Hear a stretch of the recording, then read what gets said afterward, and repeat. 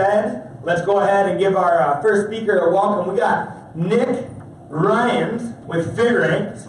I don't know if you guys heard about FigRanks. It's an awesome program. He has built that thing up to just a very successful program, helping basically build the culture of gyms. So he is going to be talking to you guys right now about how to build your culture, and he is going to give you a set of rules to live by to build that culture. Please go ahead and welcome Nick Rians.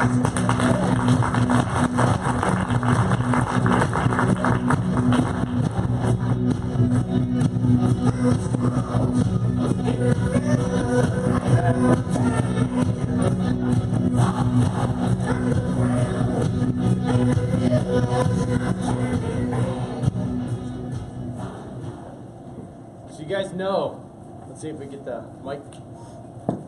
It's going to be a good conference when the first speaker comes up on stage in crutches. Yeah. It's going to be good. I'm going to put these down over here. But if I trip and fall up here, don't laugh at me. I'm a very sensitive person. Okay. Alright, we're good here. Alright, so before we get rolling, I've got some questions for you guys really quick. How many of you guys are the actual business owner? Raise your hand. Okay. How many of you guys are staff members? Okay, good. I just want to kind of get a feel for who's out there. Okay, so when I go through this presentation, okay, I can give you guys both advice. So I'm glad that they chose me to be the first speaker of the day. Number one is because the stuff I'm going to be going over is basic. Okay, it's very basic stuff, but the difference between a successful business and an unsuccessful business is the successful business masters the basics, and they continue to do those basics day in and day out. And the second reason I'm glad they picked me to go first is now I can nap in the afternoon since I'm still on West Coast time. Alright, so before we get into my 24 culture building rules, I'm going to answer the question that all of you guys want to know. What happened to this dude's leg? Okay, so, there's no audio, which is good, because you guys do not want to hear this. I may have some profanity going on. But that's me laying on the sidewalk there after a little 19-year-old girl decided to make an illegal left turn in front of me and my motorcycle while texting. It was a good day. It's a good day. So, yeah, I didn't win that battle. Neither did my motorcycle. And then when your motorcycle falls on your leg, not good. You guys ever seen those MMA videos? Like where the guy doesn't have a leg kick? And then his foot's all flopping around afterwards? Yeah.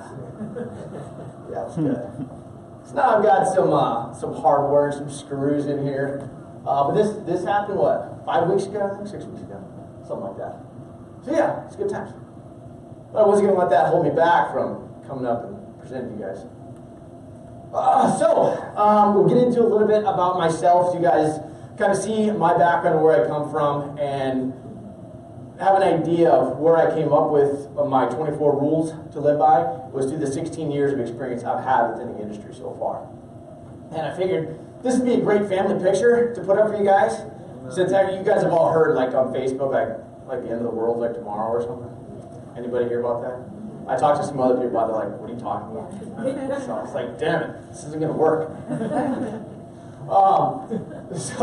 For me and my family, we always, every Christmas, we do some sort of weird family photo to send out. This was last year's.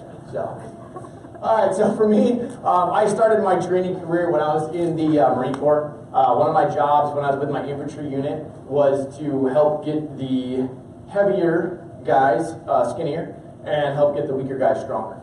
So I really enjoyed working with those guys. So I decided that I was going to go into that industry once I got out. So in 2001, I got out of the Marine Corps, started my first business. It's called XL Fitness. Basically, it was me doing one-on-one training with clients. By 2005, my schedule was full, so I had to figure out how am I going to make more money. So in 2005, I rebranded my company, started hiring on trainers, and we started doing everything from one-on-one training to semi-privates to large group outdoor boot camps. From there, everything was going well, so I figured out, okay, now how can I make some more money? So for me, I've been in the martial arts since I was 10 years old, so I figured let's open up a martial arts studio. So in 2008, I opened up the South Coast Fight Club, where we did MMA, Muay Thai, kids MMA, all that stuff. Then in 2010, I decided I was going to combine my fitness company and my MMA company under one roof, which is we call it the Fitness Compound. Any of you guys have a martial arts and fitness combined under one facility? No? Good. Don't do it. Okay? Don't do it. I thought it was a great idea until I did it, and then I found out that the fitness side, I mean, it's usually middle-aged women, okay? They don't want to see young guys being punched in the face while they're training. And the young guys don't want to see the marketing for the middle-aged women. So, yeah, don't do it. Inside the fitness compound, that's where I actually developed the fit rank system.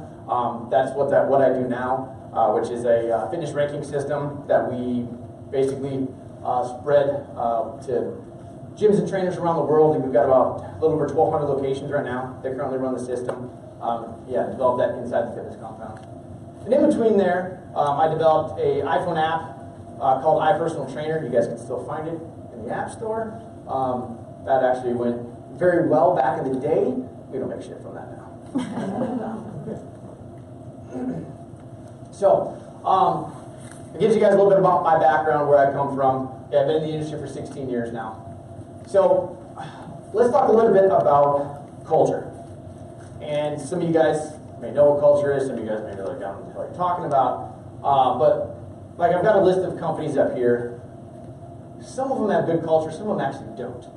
But like Facebook, Starbucks, Zappos, all of those companies do very well because they have a culture that they've built inside their company. And if you don't know what culture is, this is actually the definition of culture. I think that probably the best one is the last one down here. Culture is a way of thinking, behaving, or working that exists in a place or organization. So I want you guys to think about it. What type of culture do you have within your facility now? Okay? And what are you doing to build it?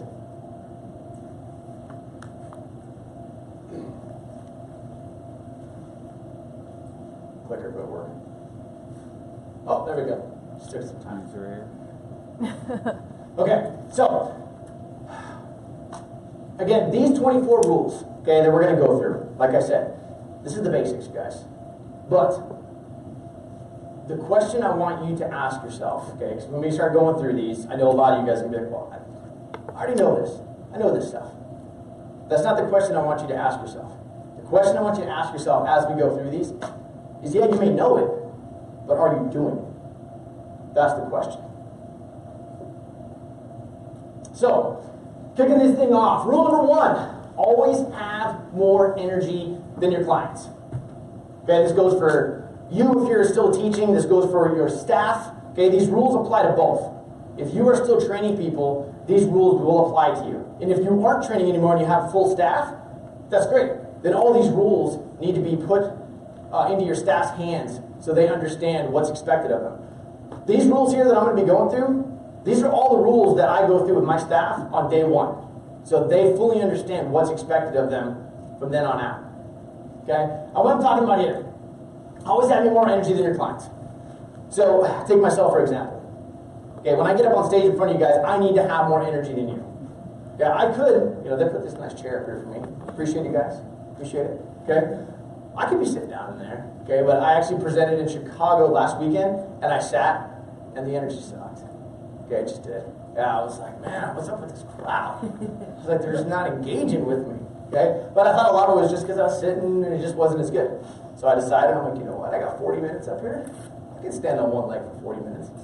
Hop around a little bit maybe. Okay? But your stage, okay, when you get at your gym, when you're up in front of clients, when you're training people, that's your stage. And when you show up to your gym and you're up on stage, you, your staff, you've got to come with the energy. I know we get up at 4 a.m. and we get off work at like 10 p.m.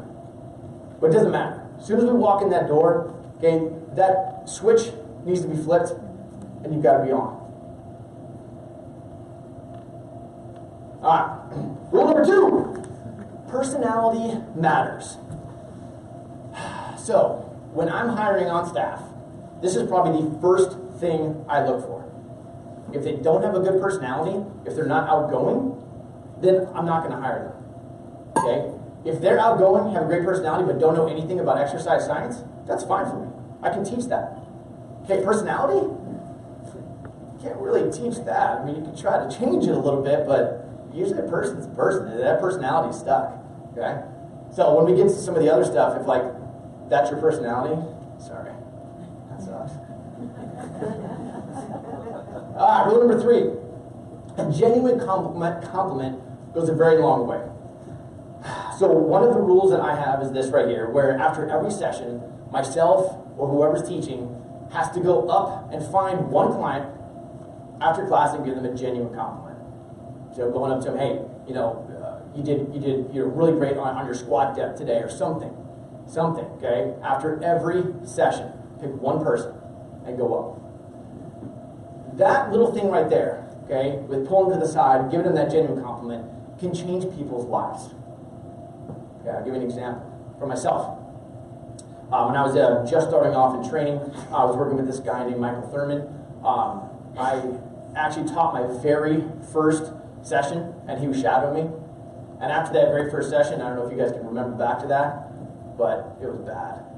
It was a horrible session, and I felt bad. You know, I'm like, I actually contemplated, I'm like, maybe this isn't for me.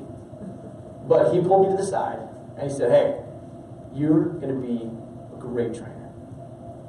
That one little compliment, okay? One little compliment set the course for my life. I have no idea if you wouldn't have said that, may not even be up here on stage today. So just think about that. That one genuine compliment every day to those clients can make a huge impact on their life. Rule number 4, encouragement and enthusiasm are as important as the workout. So, let's say you've got 2 sides of the spectrum. You've got one side of the spectrum where you've got your super enthusiastic trainer that doesn't know much about exercise science or workouts or program design or anything like that. Then you've got the other side of the spectrum where you've got the science guy that's very blah and doesn't have much personality, but he's really smart. Okay? Or she's really smart. So you've got both sides of the spectrum. Now, if you think about it, if you're a new client coming in, which one of those trainers are you most likely going to stay with? Exactly. Okay? Even though you don't know anything about lifting, still the enthusiastic person is going to be the one that retains that client longer. Now, I'm not saying that you shouldn't know, okay, anything about exercise science or how to lift or anything like that. You need to find that middle ground. So, be that person right in the middle where you're enthusiastic, but you also know, okay, what the hell you're talking about when it comes to designing workouts, and not designing workouts 5 minutes before class shows up, like a lot of people do. Yeah, I know there's some people you guys out there. So, rule number 5. Every client should feel as if they're your top priority. So I'm going to ask you guys a question. How many of you guys give out like trophies, plaques, or something like that every year a client stays with you? Anybody? Oh my God, you guys do. Well, that's your one. Good. Okay.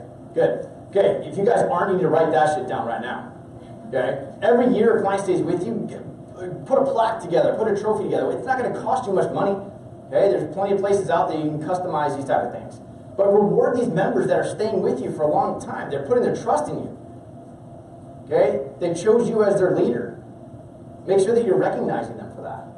You know, for us, what we did, my whole company's got a military background, or a theme to it. So we give out challenge coins every year that a client stays with us. Then we've got actually an award board that we give out to them when they first sign up, and then it's got actually 6 spots in the board. So just putting it in their head. 6 years, okay? So, but every client should feel as if they're your top priority on day 1, all the way to, year 5. We, as an industry, tend to cater more to these new clients to get them to stay with us, and then we forget about these clients that have been with us for years, and they kind of just blend in, okay? So make sure you recognize them. That picture actually right there, that's actually one of our girls that passed our level 8 test in Wisconsin. Okay, I didn't know her very well. Okay, but when she passed our test, and I don't know if you don't know anything about the system, you can talk to me later. But it's a 4.5 hour fitness test for level 8. That's our top level. And for her, she passed it. And so what we did is we made sure we put a care package together for her, where we put a plaque together for her. We sent her a hat, T-shirt, dog tag, band. The only thing we didn't send was that balloon. That was, I guess, her staff or whatever that got her level 8 balloon. All right, rule number 6. Always leave your personal problems at home. How many of you guys do one-on-one sessions? Not many? Good. Good. Okay? Because if you guys know, if you used to do one-on-one sessions, you know what it was like. Where your clients come in, they just unload all their personal shit onto you. Okay? And that it's just draining, and you just walk out of that session with like no energy because they sucked it all out of you. Okay? So if you're still doing one-on-ones, yeah, that's something that we have to deal with. I mean, we're not just trainers, we're shrinks as well when it comes to one-on-ones. But a lot of stuff I see is trainers coming in and sharing their personal problems with those clients. They don't want to hear about your shit.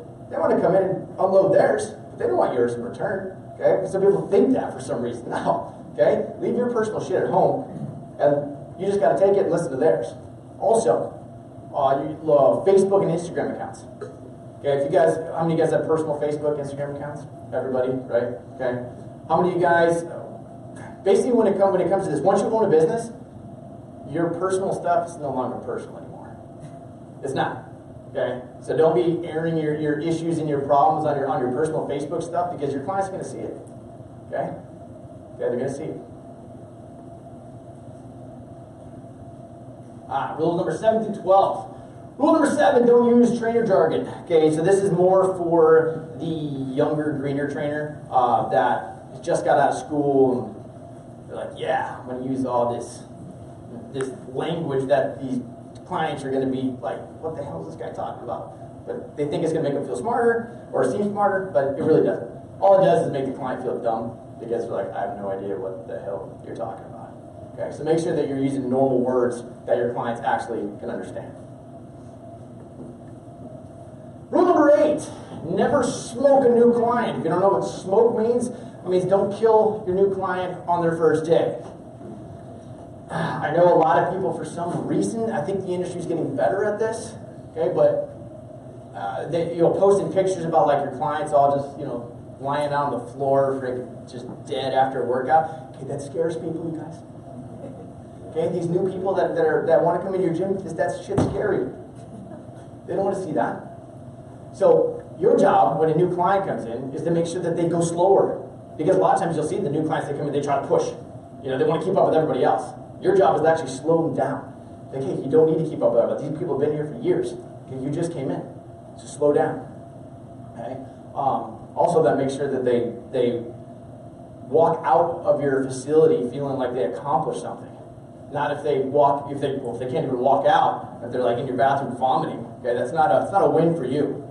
Okay, they're gonna walk out feeling like a piece of shit, because they're like, wow, now I really feel bad about myself. I felt bad when I walked in about myself. Now I feel even worse. Thank you, and I'll never come back to you ever again. Okay. Rule number 9: be thorough and descriptive.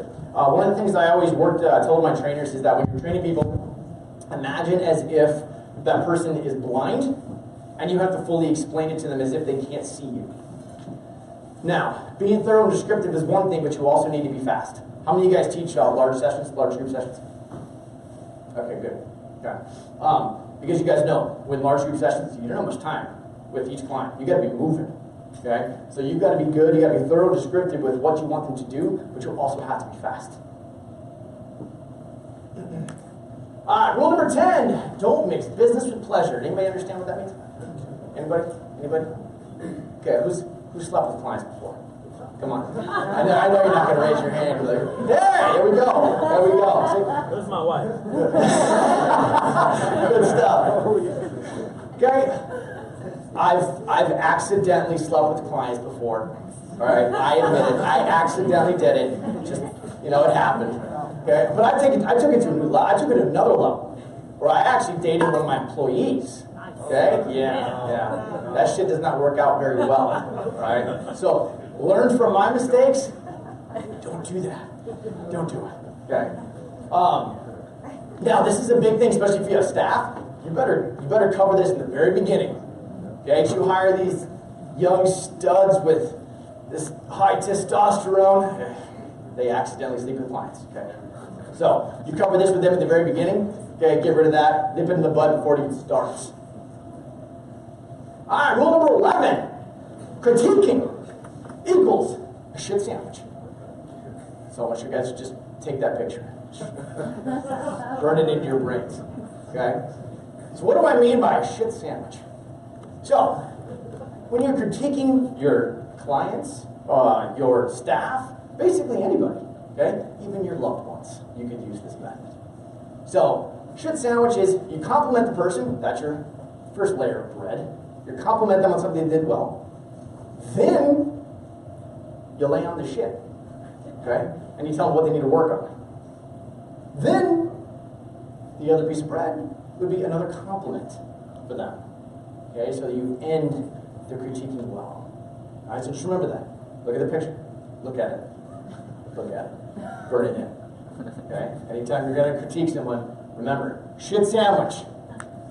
Because a lot of times us as business owners and stuff like that, we focus too much on the critiquing, but we don't compliment our staff enough, we don't compliment our clients enough, because we need to make sure that we do that.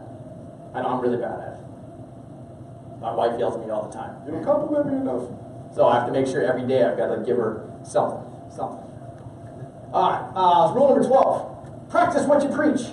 Okay, this may piss off some people in here. I apologize. Okay, but we are all in the fitness industry. We should all look like we're in the fitness industry.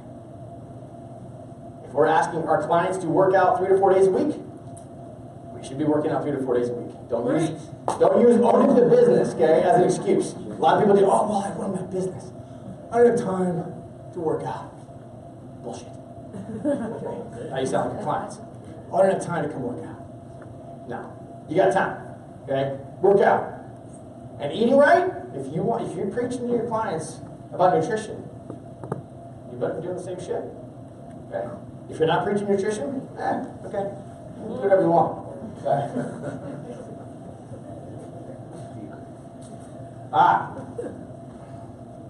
Rule number 13, when in doubt, go with the easier exercise. Now this rule here is more for, again, your beginner trainer. Okay, so the way I ran my gym, we had the program design done 6 weeks in advance. So the trainer would come in and just pull whatever workout we were doing for the day. But one thing we covered with our trainers is that if they're in doubt, if there's a new client that they're like, I'm not sure if they can do this movement or not, okay, we always tell them, hey, it's okay to regress them, give them an easier movement so they don't feel defeated when they can't do something. Okay? Rule number 14, be early. Most of you guys, I think, I was watching you guys come in this morning, so most of you guys were early, which is good. Okay, but a lot of times I see trainers when they roll in like if they're teaching like a 5 p.m. class, they roll in at like 4:59. Yeah, 4:05 or 5:05. Okay, be early. Okay, be professional. Okay, show up. So one of my rules, okay, 15 minutes early. Myself and my staff, we're always 15 minutes early to a session, to a meeting, anything. Okay, we're always there early. Because that clients notice that stuff. When you're rolling in on time or late, because you know when you're rolling on time, you still got to set up. Okay? You set up and then your clients are looking at you going, paying for this time, and I'm just standing around doing nothing. Okay, well you're setting up because you didn't show up early. So be early. Rule number 15, welcome everybody by name. How many people do that? Good, very good. Okay, so when you welcome people, it's not, hey buddy, hey whatever. Okay, welcome them by name. Because we all know this. Okay, our first name, our name is the most precious thing to us. Okay, if you guys can think back on a time when someone called you by like the wrong name, you guys think about that? Okay, you're like, screw this person, man. Okay, you're like, it's calling them the wrong name. Okay, it's hurtful. Okay, but then also think about a time when you came up to someone that you maybe had just met, and they actually remembered your first name. and they called you by your first name, you're like, I like this person. They actually remembered, my name and who the hell that was. So that was one of my rules. That's a big one, you guys. That's a big one. Every client that comes in your door, okay, they should be greeted by their first name. Rule number 16. Okay, you guys don't be getting any ideas here. Okay, physically touch every member. So we're not talking about grabbing asses. Okay, that's not what I'm talking about here. Okay, we're talking about physically touching every client by going up to them, touching their shoulder, telling them they're doing a good job, giving them a pat on the back, giving them a hands-on form correction. That's what I'm talking about. One of the rules we had was for every session, the trainer teaching that class had to physically touch every single member every session. That's just the rules. Right? They've done studies on this showing that that small amount of physical touch creates a stronger bond than you would have without it. Okay, so I highly suggest that you guys work this into your program. It's very simple. Again, this stuff that we're going over is basic stuff. But are you actually doing it day in, day out? Rule number 17, always wear a company shirt. Again, this is more for staff members. How many of you guys have company shirts that you wear every day? Your staff members wear them every day? Okay. If you don't, get them made, you guys. Doesn't cost that much. Get a couple made for yourself. Get a couple made for your staff. Okay. Look professional. You want people to think of you as professionals, you got to look that way. Rule number 18, keep your place clean. Yes, we run gyms. They get dirty sometimes. Okay? And a lot of times what we do is we're in our gyms day in and day out. And a lot of times we don't see the messes in the corner, the cleaning supplies all spewed out in the back. Okay? But those new clients that walk in your door, they see it. They see it. So, when you guys get back to your facilities after this conference, try to walk through with some fresh eyes and see if you can see some stuff that needs to be, better organized, put away, cleaned up. Because new clients, they see it, and first impressions are everything.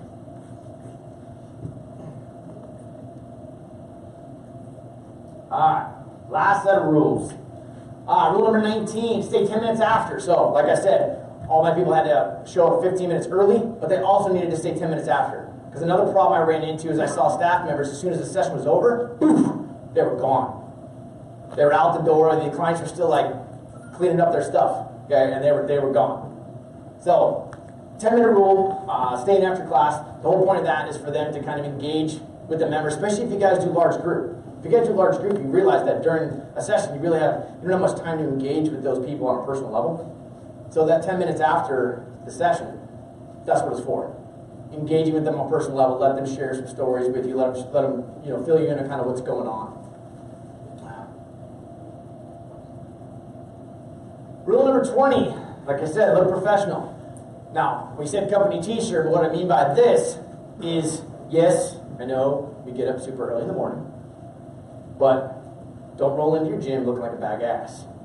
Okay? Don't do it. Do your hair if you have any. See a lot of no hairs out there, okay? Do your hair if you have one, if you have them, okay? Make yourself look professional. Ladies, hey, same thing goes for you guys, okay?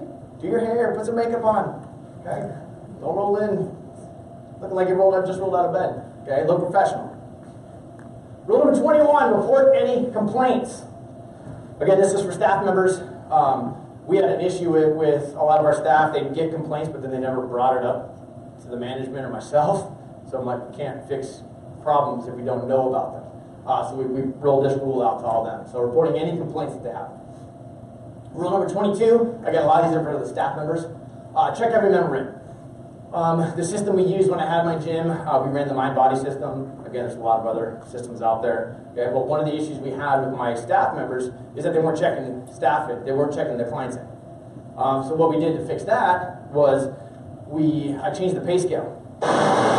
So oh man, we'll mess with it. So we changed the pay scale. So my trainers were actually paid per head that attended the session. So that fixed that problem right away. Because if they didn't check someone in, they didn't get paid for them. Okay. Also, when we made that change, that rolled into rule number 23 with contacting members when they miss a session. For myself, the last 4 to 5 years that I had my gym, I didn't train clients anymore. I wasn't on the floor. I was running the business, so I didn't know who was missing sessions and who wasn't. So one of their jobs was if a client signed up for the session and they didn't show, their job was to shoot them a text message right after class, just to ask them, hey, everything okay? We saw that you were on the schedule, but you didn't show up. Okay, we actually had a client test us out with this, where she didn't show up for like 2 sessions just to see if we'd reach out to her to see if we cared. Okay, I was like, really? Really? You're testing us? And I was like, well, hey, we passed though. We passed. So we kept her business. But you never know with clients out there. Okay, there's a lot of competition. Okay, if you don't show that you care for these members, they're going to go down the street to somebody else. All right. Rule number 24, the team grows only by communication. This goes with any relationship that you may be in. Okay, with you and your staff, you and your clients, you and a business partner, you and your significant other. If there's not an open line of communication, things break down. One of the ways that I dealt with this is every month we would do either a team meeting or a one-on-one meeting. So let's say month 1, we did staff one-on-ones. Month 2, we did group staff meetings. Month 3, we went back to staff one-on-ones, and then back to group staff. So every month we did something, either a group staff meeting or a one-on-one, to make sure that the communication was there. And we knew about any problems that we had going on in the gym. We also knew about any personal problems that they had going on within their life. Okay, because that's something you need to know as well if you want to be a good leader. All right, so I've got a little bit more time here. So we talked a little bit about my 24 rules. Okay, so I hope you guys got something out of that. Yeah. What was the rule number 13? I have no idea. Yeah, I can go back and check. Yeah. Go with the easier exercise. Thank you. So that went over a lot of the rules on how to run the business and how to build the culture within the facility. But another thing that comes into play is the key elements to a good session. I coach a lot of business owners, and a lot of times when I see that their retention rate is dropping, I'll have them send me a video of how they're teaching their sessions. And that right there is usually where we see the problem, is that their sessions don't have energy, they're missing something within their session that makes people want to bail. So I'm going to run through these pretty quickly. So first off is command presence. When your trainers, get up in front of your class, you must have that presence that's just going to command them to listen and want to listen to you. If I was up here talking to you guys like this, I didn't really talk to you very long. Okay, you're not going to listen. Okay, you don't have to yell at people. Like, I'm not yelling at you guys, but I just elevate my voice. And I've got that command presence. So when you're up on stage, when your staff's up on stage, okay, inside the gym, they've got to have this. And you know where this comes from? This comes from confidence. So you as the team leaders, if you have staff, that's your job to instill this type of confidence within your staff. Okay, by telling them the good stuff that they're doing and not just telling them the bad stuff that they're doing. You're going to give them that confidence. Always on the move. Okay, another thing I see a lot is like someone standing in like the middle of a room while like their class is going on, and they just telling people, okay, switch, and they're not really actually moving around and getting to their members. Okay, hopefully you guys don't have this issue. Okay, I was watching the workout this morning. It's good stuff. Okay, she was moving. Okay. Also, form correction. That is our job, you guys. This is our job. It's not just to tell people to switch stations, okay, and to run a workout, but our job is to get our clients better, okay, to prevent injury and all that stuff. So when you're moving, when you're on the move the whole time, all you're doing is jumping from one group to the next, or one client to the next, giving them form corrections. Now, I've had a lot of people say, well, my client's been with me for like 3 years, so I don't need to give form corrections. Exactly. Okay. I had my staff come to me and say that. And I was like, really? Okay. So I go, I'm going to run all of you guys through, okay, a 30-minute session. These trainers all had 5-6 years under the belt training. And I go, I guarantee you, I will be talking the entire time and giving you form correction for an entire 30-minute workout. Okay? And I did. Because no matter how good we are, no matter how long we've been doing this, there's always something we can do better. Always. So make sure that you're doing that with your members. And not just letting them do shitty form, okay, as they roll through your workout. And we're not timekeepers. Okay, this kind of goes into everything I've just said. Okay, we're not just sitting there telling people to switch stations and, oh, time, it's been a minute, time, it's been 30 seconds, whatever. Okay, our job is to be on the move, okay, doing reform correction and actually coaching these people, coaching them. Don't sacrifice technique for intensity. Yes, it's always nice to have high intensity workouts, but if they're doing shitty form and hurting themselves, that's not what we want. Okay? Make sure that they've got technique down first. Once they've, I wouldn't say mastered the technique, but at least got it down pretty well, then you can start increasing the intensity of that movement. And music equals motivation. So if you guys, I know only about half of you guys were down here for the workout this morning, but dude, music was blasted. Yeah, it was good. Yeah, it was good stuff. Yeah, motivated me this morning. I'll tell you that much. I didn't work out. They weren't doing. I can only do upper body, so or some like single leg deadlifts or something. Okay, but music's important. Music is really important. If you don't have a good playlist or playing good music during your workout, you're going to really see how it affects the energy of that session. Okay, so put playlists together, do whatever it takes to make sure that you've got really good music playing during your sessions. The last one on here, make people laugh, you guys. Don't be so serious. Okay, have fun with it. This is actually me at a instructor certification. Okay, and one of the things I do on day 2, because these guys are like about to go into their final test, and they're nervous, they're all stressed out. So I usually I go hide in the back, and I like shave some sort of weird design into my beard, like that one. I went with the handlebar mustache, and then I chose my Ranger panties and my long socks to come out in on this one. Okay, but I choose different outfits every time. Okay. But what that does, it lowers the stress level of a lot of those guys because they're freaking out. And I don't want them super stressed out, because when they are super stressed out, then they mess up. And we don't want the people to fail during our certification. So make it fun, you guys, because we all know that most of our clients and most of the world out there doesn't enjoy working out. Okay, it's not something they find fun. They're not weird and demented like we are. Okay, so the more fun that we can make it for our members, the more we can distract them, okay, from the pain and misery that we're putting them through, the better off it's going to be. Because like I said, it's our job to make people feel good. And if you get them results at the same time, great. But I'm telling you this. Even if you don't get them results and they don't listen to what you tell them to do, but you make them feel good, they're going to stay with you for a very long time.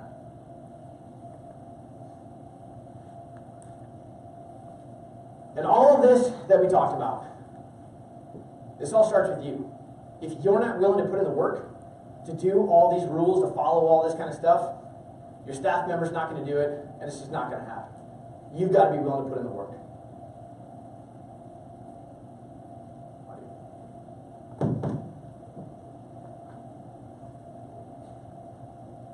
You have a chance to be the best in the world. Don't ever let someone tell you you can't. You have a dream, you have to protect it. When people can't do something themselves, they tell you you can't do it. You want something, go get it. It doesn't matter the failures you've had in the past. Those things can't hurt you now. We live in a unique time. A time where you can chase your dreams. A time where you don't have to work for someone else making their dreams come true. A time where you can be a champion. A time where you can choose what the next day holds.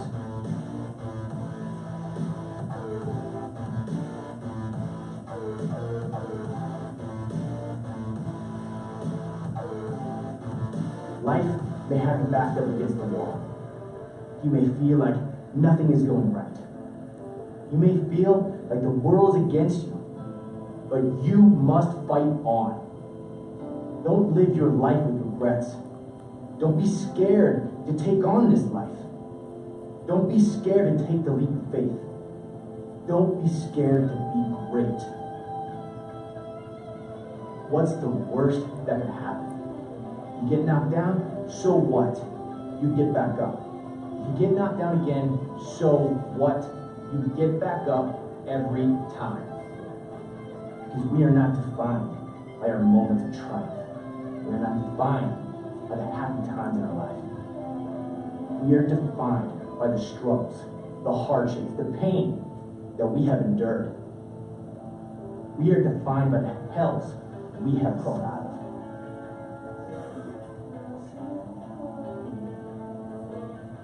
These moments in our lives when we feel the weakest, the moments we feel like we can't push forward any longer, the moments we just want to quit. But we don't. We don't quit. We keep pushing forward, no matter how small the push.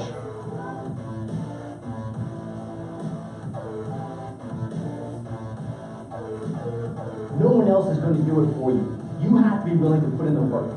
You have to be willing to make the sacrifices. You have to believe in yourself when no one else does. You have to want to create your own future. You have to make the choices not to be stopped by anyone or anything.